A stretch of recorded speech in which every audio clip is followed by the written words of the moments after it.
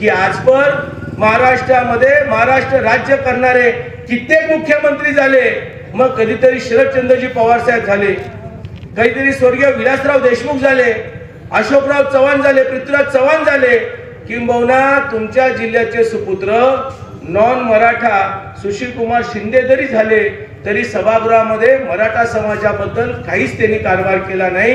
किंबहुना ज्या ज्या वेळेला मराठा समाजाला द्यायची वेळ आली त्या वेळेला त्यांनी भूमिका फार वेगळी त्या ठिकाणी घेतली। पण एकनाथ शिंदे ज्या दिवशी सभागृहामध्ये गेले त्या दिवशी मराठा समाजाने अपेक्षा केली की तापोळा सातारा जिल्ह्यामध्ये डोंगरी भागातला हा शेतकऱ्याचा मुलगा ठाण्यामध्ये रिक्षा चालवता चालवता आनंद दिघेंच्या माध्यमातून राजकारणात उतरला, समाजकारण केलं, राज्याचा प्रमुख झाला।